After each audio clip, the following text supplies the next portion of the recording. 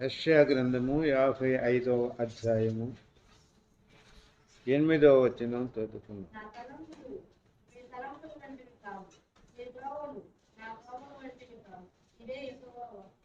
చిన్న ప్రార్థన చేసుకుందాం. అత్యున్నతమైన సింహాసనం మీద ఆసీనుడైన మా పరలోకపు తండ్రి, మీ యొక్క తలంపులను బట్టి ఈ రాత్రి కాలమందు మమ్మల్ని నడిపించిన దేవుడవు. ప్రభువా, కూడిన మేము చదవబడిన ఈ వచనములోని మీ తలంపులను గురించి మేము ధ్యానం చేస్తుండగా సహాయం చేసి, మీ తలంపులను బట్టి మేము జీవించటానికి కృప చూపి మహిమ తెచ్చుకోండి. దుష్టుని ప్రతిక్రియను లయపరచండి, మీ నామానికే మహిమ తెచ్చుకోండి. యేసయ్య దివ్యనామమున ప్రార్థిస్తున్నాను పరమ తండ్రి. హల్లెలూయా.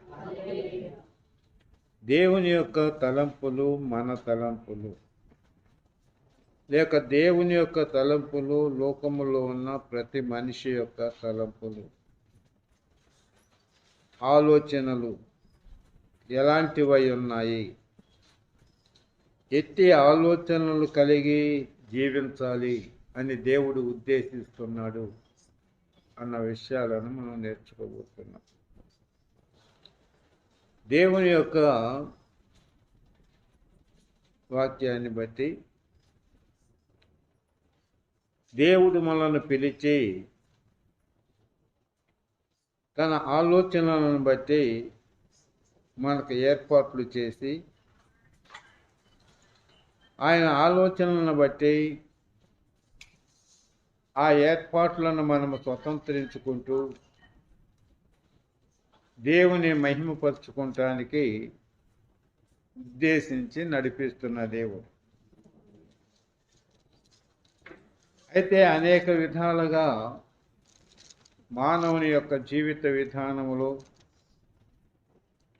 దేవుని యొక్క తలంపులను విడిచిపెట్టేసి మనుష్యుడు తన తలంపులను బట్టి నడుచుకునే విధానాలను ఇక్కడ మనం చూస్తున్నాం. యెషయా గ్రంథము 1వ అధ్యాయము 11వ వచనములో దేవుడు మాట్లాడుతున్నాడు. యెహోవా సెలవిచ్చిన మాట ఇదే, విస్తారమైన మీ బలులు నాకేలా, దహన బలులకు పొట్టేళ్లును, బాగుగా మేచిన దూడల కొవ్వును నాకు వెక్కసమాయను. కోడెల రక్తమందైనను, గొర్రె పిల్లల రక్తమందైనను, మేకపోతుల రక్తమందైనను నాకు ఇష్టము లేదు. నా సన్నిధిని కనపడవలనని మీరు వచ్చుతున్నారే, నా ఆవరణములను త్రొక్కుటకు మిమ్మును రమ్మన్న వాడెవడు? మీ నైవేద్యము వ్యర్థము, అది నాకు అసహ్యం పుట్టించు ధూపార్పణము. దాని యొక్క తేకుడి, అమావాస్యవు, విశ్రాంతి దినమును, సమాజ కూట ప్రకటనమును జరుగుతున్నవి. పాపుల గుంపు కూడిన ఉత్సవ సమాజమును నేను ఓర్చజాలను. మీ అమావాస్య ఉత్సవములను, నియామక కాలములను నాకు హేయములు, అవి నాకు బాధాకరములు, వాటిని సహింపలేక విసికియున్నాను. దేవుని యొక్క ఆలోచనలు ఏమిటంటే, లేక దేవుని యొక్క తలంపులు ఏంటంటే, ఆయనకు బలులు కాదు కావలసింది. ఆ ప్రజలు వారిని గూర్చి మాట్లాడుతూ,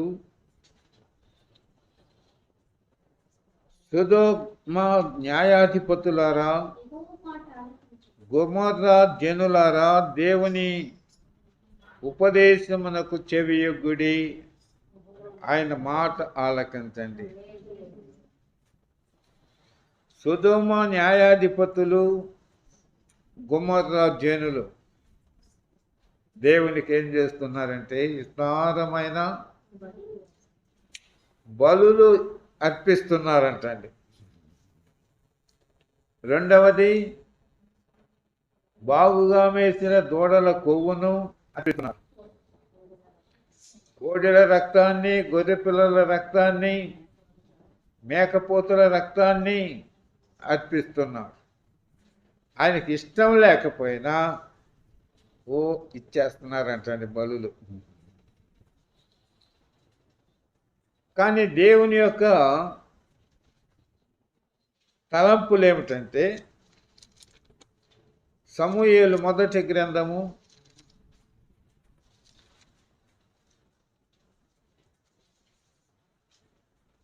దేవునికి మహిమ కలుగునుగాక.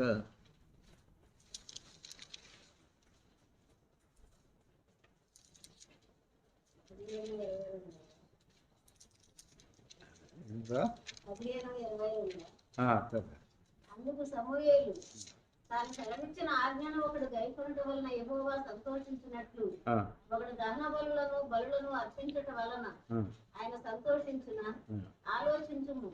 బలులు అర్పించుట కంటే ఆజ్ఞను గైకొనుటయు, పొట్టేళ్ల ప్రోగు అర్పించుట కంటే మాట వినుటయు శ్రేష్టము. దేవునికి మహిమ కలుగును గాక. దేవుడు కోరుకునేది ఏంటంటే,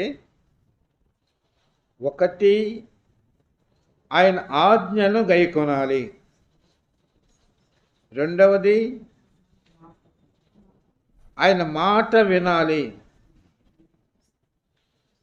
కానీ ఆజ్ఞలను గైకొనకుండా, ఆయన మాట వినకుండా ఈ ప్రజలు ఏం చేస్తున్నారంటే దేవునికి బలులు అర్పిస్తున్నారు, విస్తారంగా అర్పిస్తున్నారు. విస్తారముగా అర్పించబడాలని దేవుడు బలులను ఏర్పాటు చేయలేదు. కానీ దేవుని యొక్క తలంపులను బట్టి నడుచుకొనవలసిన ఈ ప్రజలు అలాగ నడుచుకోకుండా తమ తలంపులను బట్టి ఏర్పాటు చేసుకుని నడుస్తున్నారంటండి. వాళ్ళు చేసే ప్రతి పని, వారి యొక్క ఆలోచనలను బట్టి వారు కలిగి ఉండే ప్రతి పని దేవునికి బాధ కలిగించేది, దేవుడు సహించలేనిది పరిస్థితులు అక్కడ ఏర్పడుతున్నాయి. మనం ఎలాగూ బలులు అర్పించటానికి గల కారణమేంటి? ఈ బలులు అర్పించుట వలన మనకు ఎలాంటి ప్రయోజనాలు కలుగుతాయి? ఎందుకు మనము బలులను అర్పిస్తున్నాము అనేది ఆ ప్రజల యొక్క ఆలోచనలో లేదు. రెండవది, తాము చేస్తున్న పనులను బట్టి, అర్పించుతున్న అర్పణలను బట్టి దేవుడు సంతోషిస్తున్నాడా? దేవుడు సంతోషించే విధంగా మనము చేస్తున్నామా, లేక మన సంతోషం కోసం మనం చేస్తున్నామా అనేది వారి తలంపులలో, ఆ యొక్క ఆలోచనలు లేని పరిస్థితులు. రెండవది, దేవునికి ఏది శ్రేష్టమైనది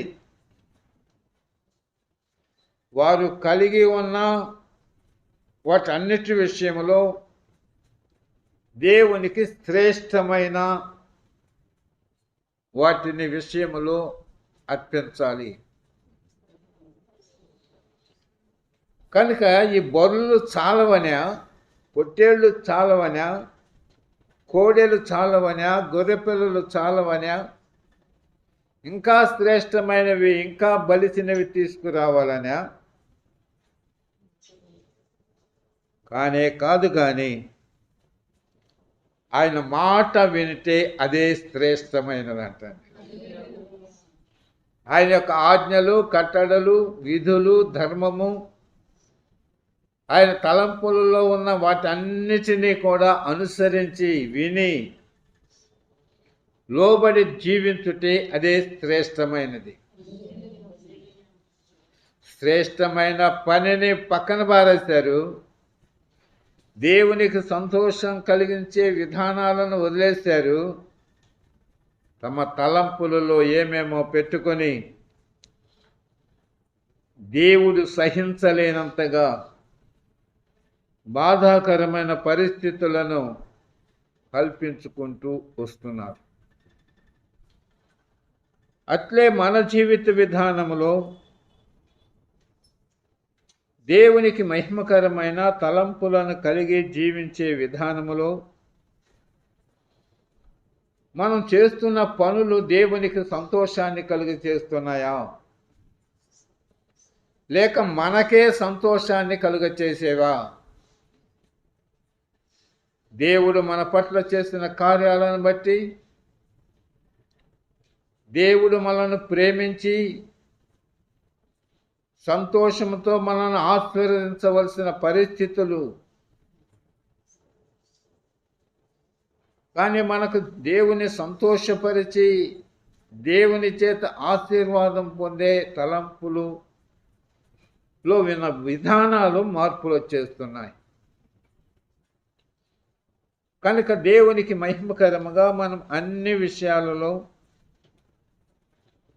మనం చేసే ప్రతి పని వలన, ప్రతి ప్రయత్నము వలన, ప్రతి ఆరాధన వలన దేవునికి సంతోషం కలగాలి, దేవునికి మహిమ కలుగునుగా. ఎన్ని విషయాలలో, ఎన్ని పద్ధతులలో, ఎన్ని విధానాలలో దేవుణ్ణి సంతోషపరుస్తున్నాం. కనుక మనల్ని మనం పరిశీలన చేసుకుంటూ దేవునికి మహిమకరముగా మనము జీవించాలి. ఆరంభం నుండి అనగా మారు మనసు పొంది బాప్తిజం తీసుకున్న కాడి నుంచి మన జీవిత విధానంలో దేవునిని సంతోషపరచాలనా, లేకపోతే దేవునికి ఏదో బలులు, అర్పణలు, నైవేద్యాలు చెల్లించాలనా? కాబట్టి ఏది చేసినా దేవునికి సంతోషం కలగాలి. ఎప్పుడు కలుగుతుంది? ఆయనను మనం మహిమపరిచినప్పుడు. ఎప్పుడు మనం ఆయనను మహిమపరుస్తాం? ఆయన తలంపులను బట్టి మనము కూడా తలంపులను కలిగి నడుచుకుంటుంటే అప్పుడు ఆయనను మహిమపరుస్తాం. ఎప్పుడైతే ఆయన మహిమపరుస్తామో ఆయన సంతోషిస్తాడు.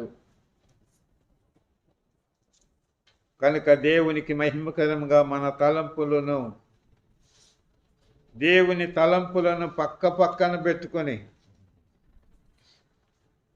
మనము జీవించవలసిన వారమై ఉన్నాం. దేవునికి మహిమ కలుగును గాక. రెండవది ప్రకటన గ్రంథం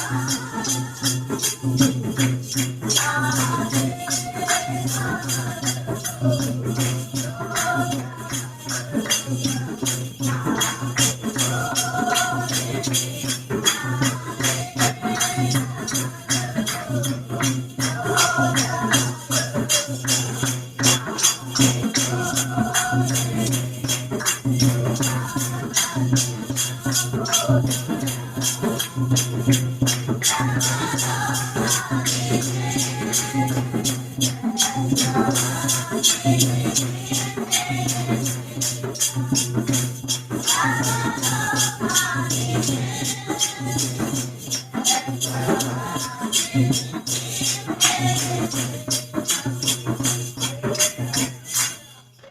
రెండవ అధ్యాయం, ప్రకటన గ్రంథము 2వ అధ్యాయము 5వ వచనం చదువుకుందాం. నీవు ఏ స్థితిలో నుండి పడితివో అది జ్ఞాపకము చేసుకొని మారు మనస్సు పొంది ఆ మొదటి క్రియలను చేయుము. అట్లు చేసి నీవు మారు మనస్సు పొందితేనే సరే, లేని ఎడల నేను నీ యొద్దకు వచ్చి నీ దీపస్తంభమును దాని చోట నుండి తీసివేతును. ఎవరితో మాట్లాడుతున్నాడు? ఎఫెసులో ఉన్న సంఘపు దూతతో మాట్లాడుతున్నాడు. ఎఫెసులో ఉన్న సంఘ ప్రజలు వారికి ఉన్న స్థితిలో నుంచి వారు పడిపోయారంటండి. దేవుని యొక్క తలంపులు ఏమిటంటే అసలు పడిపోకూడదు, తొట్టిల్లకూడదు, తోలకూడదు. టీవీగా నిలబడవలసిన వారు, ధైర్యముతో నిలబడవలసిన వారు,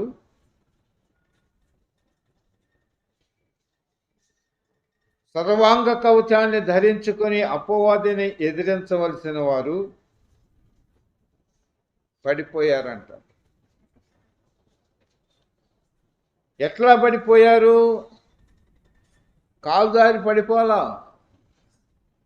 ఒకవేళ ఎవరైనా కాలుదారి పడిపోతే మళ్ళీ లేవగలరు. ఏదైనా కాలో చేయో ఇరిగిపోతే ఎవరో ఒకరు వచ్చి లేపగలరు. కానీ వీళ్ళు పడిపోయింది ఎందులోనంట? మొదట 4వ వచనములో, మొదట నీకుండిన ప్రేమను వదిలితివని నేను నీ మీద తప్పు ఒకటి మోపవలసి ఉన్నది. ఏం చేశారంట? మొదట నీకుండిన ప్రేమ, దేవుని ఎడల మొదట నీకున్న ప్రేమ, నీ తోటి సహోదరుల మీద నీకున్న ప్రేమ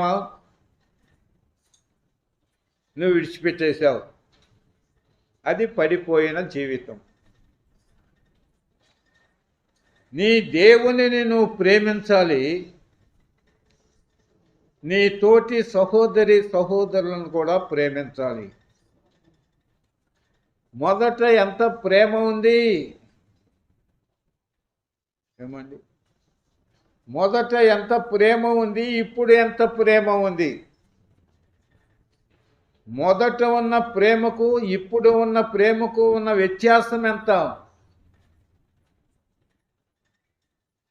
దేవుని యొక్క తలంపులు అంతకంతకు ప్రేమ వర్ధిల్లాలి, అభివృద్ధి చెందాలి. ఒక మొక్క పెడితే, ఒక వృక్షాన్ని నాటితే అది దినదినము ఏం చేయాలంటే ఎదగాలి.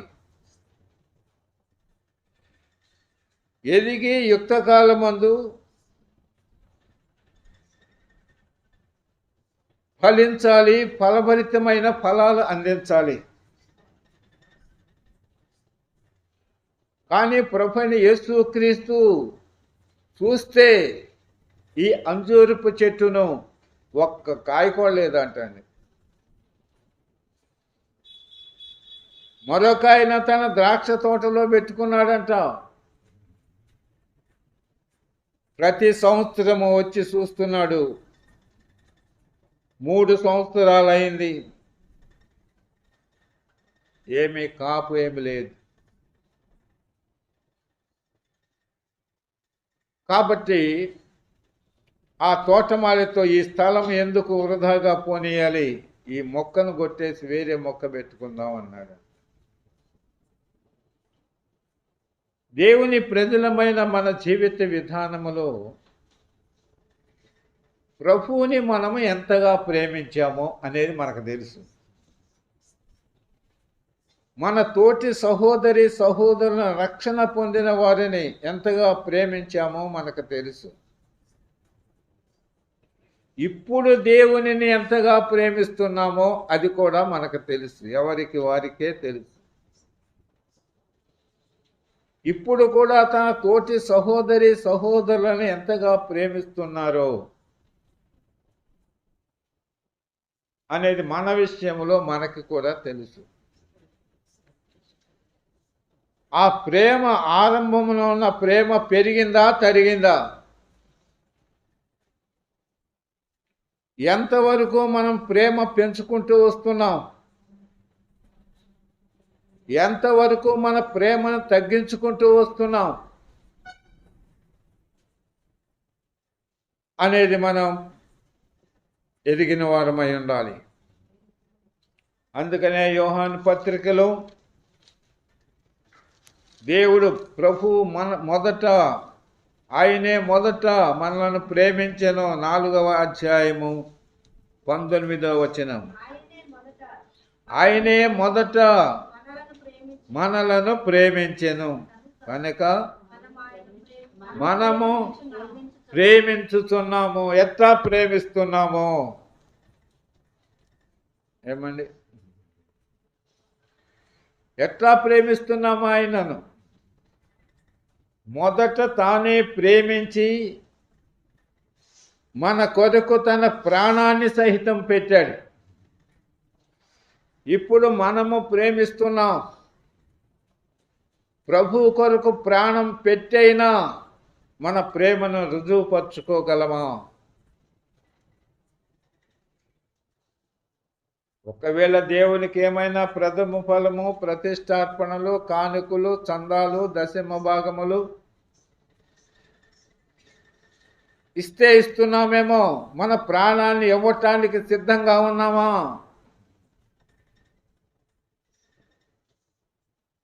ప్రాణం పోతే ఎట్లా? బొల్సై ఆకని తిని బ్రతకొచ్చు, ప్రాణం ఉండాలి అనే అభిప్రాయాలు, ఆలోచనలు. ప్రభువైన యేసుక్రీస్తు తదనంతరము అపోస్తలులు మన నిమిత్తము తమ ప్రాణాలను సైతము పెట్టేశారు. ఆ విశ్వాస వీరుల పట్టికలో మనం చూస్తున్నాం. 11వ అధ్యాయములో ఏం చేశారంట? కొరడా దెబ్బలు ఎన్నో తిన్నారంట. రక్షణ పొందని వారి కోసం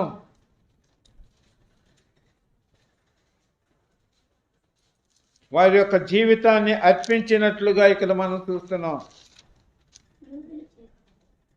దేవునికి మహిమ కలుగును గాక. అపోస్తులు మొత్తం అందరూ హతసాక్షులుగా చంపబడ్డారు. చచ్చిపోయినా పర్వాలేదు. ప్రభువుని ప్రేమించి ప్రభు కొరకు తన ప్రాణాలను అర్పించారు. అట్లే మన జీవిత విధానములో ప్రేమను కనపరచాలి. యోహాను సువార్తలో దేవుడు లోకమును ఎంతో ప్రేమించెను,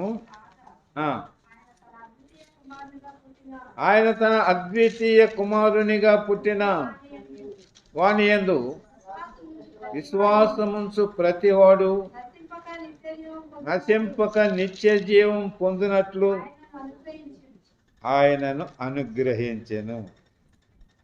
ఎవరినిచ్చాడంటండి? యేసు క్రీస్తుని మన కోసం అర్పించాడు. అర్పించటం అంటే పెంచుకోమనా?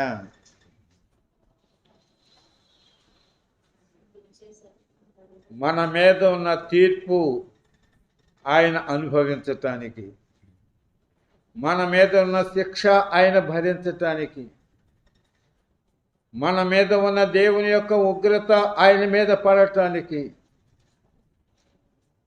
ఆయనను మన కోసం అప్పగించేశాడు. ఈయన నా ప్రియ కుమారుడు, ఈయన యందు నేను ఆనందించుతున్నాను. మన ప్రాణము మనకు ప్రియమైనది. ప్రియమైన ప్రాణాన్ని యేసయ్యకి ఇవ్వటానికి మనం వెనకాడుతామా, ముందుకు వస్తున్నామా?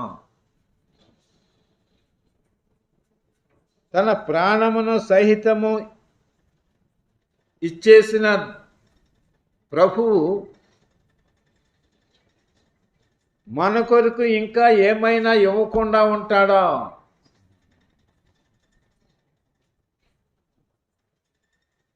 కనుక దేవునికి మహిమకరమైన జీవితాన్ని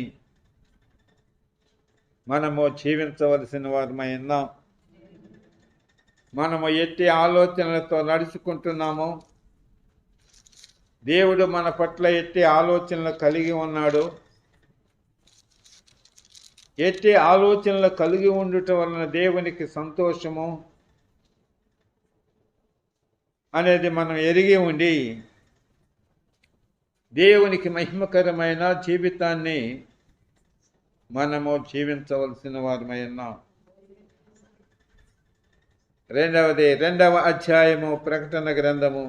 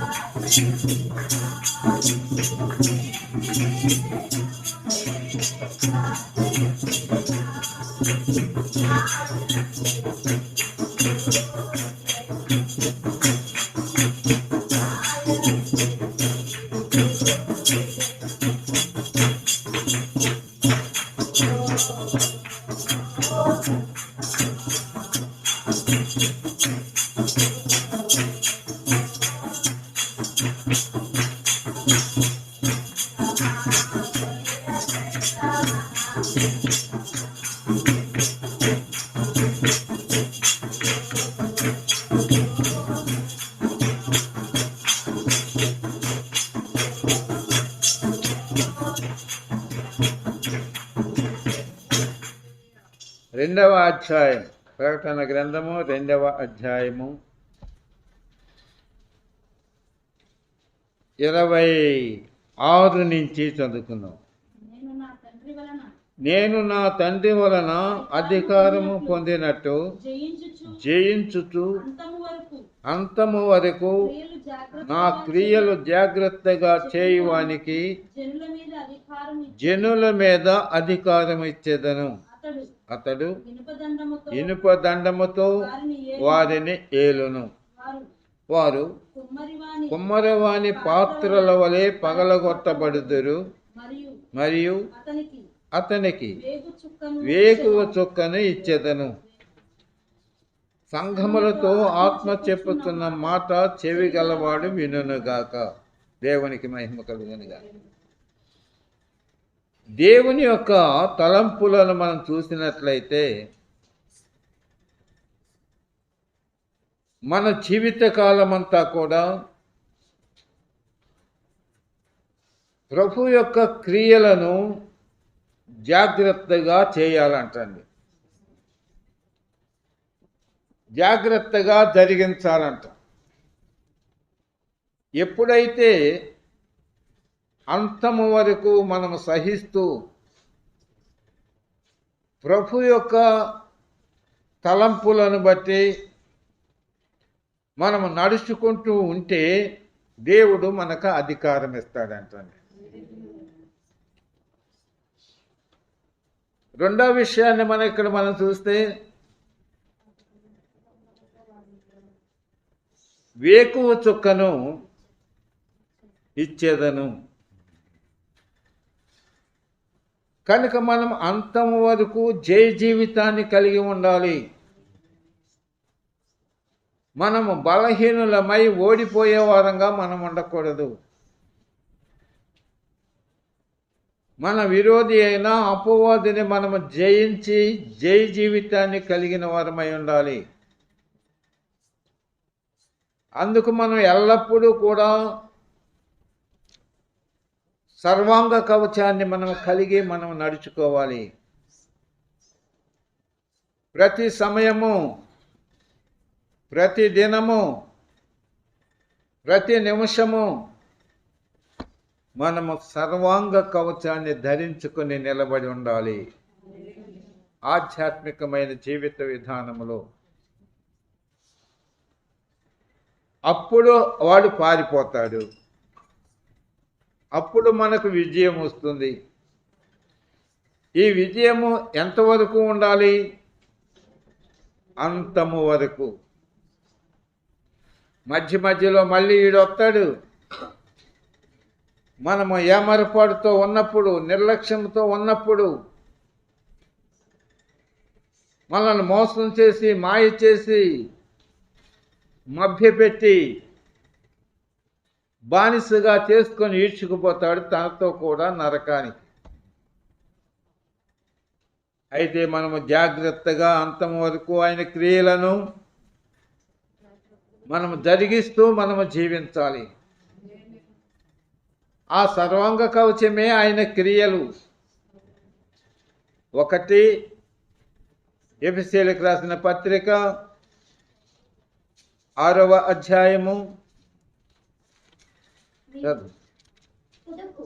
ప్రభు యొక్క మహాశక్తిని బట్టి ఆయన యందు బలవంతులై ఉండుడి. మీరు అపవాది తంత్రములను ఎదిరించుటకు శక్తివంతులగునట్లు. బలవంతులై ఉండాలి, శక్తివంతులై ఉండాలి. సర్వాంగ కవచాన్ని ధరించుకొనుట వలన మాత్రమే. దేని వలన మనము శక్తివంతులమో బలవంతులమో కాలేము.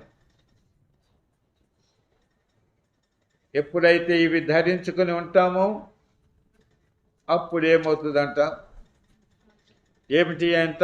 ఎలాగనగా మీ నడుమునకు సత్యమనే దట్టి కట్టుకొని, నీతి అను మైమరుపు తొడుక్కొని, పాదములకు సమాధాన సువార్త వలన సిద్ధ మనస్సును జోడు తొడుక్కొని నిలవబడుడి. ఇవన్నీ కాక విశ్వాసమును డాలు పట్టుకొనుడి. దానితో మీరు దుష్టుని అగ్ని బాణములన్నిటినీ ఆర్పుటకు శక్తిమంతులగుదురు.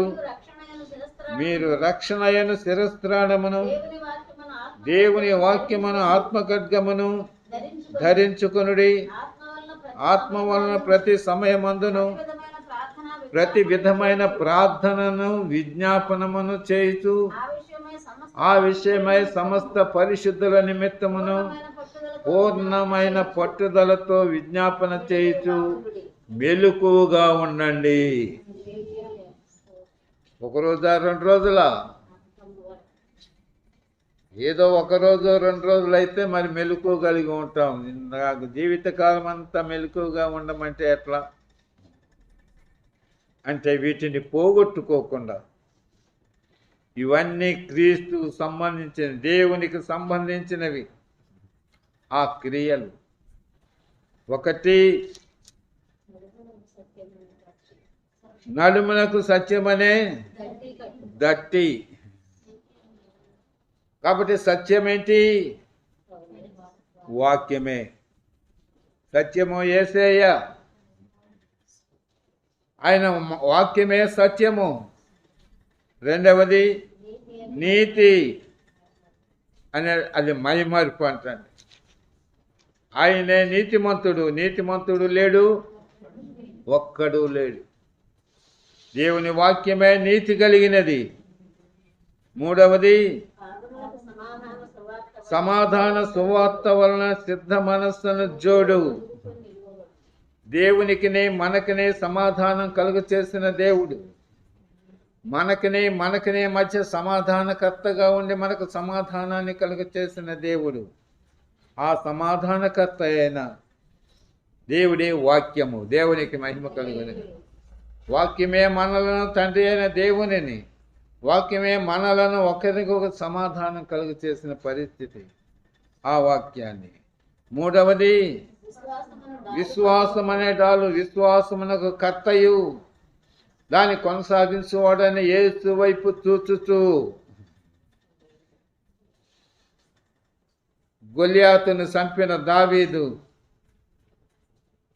ఎవరి నామమున గొలియాతును కొట్టాడు? ప్రభువైన యేసు క్రీస్తు నామమున. కనుక ఆయన నామమును అన్నిటికన్నా గొప్ప నామము.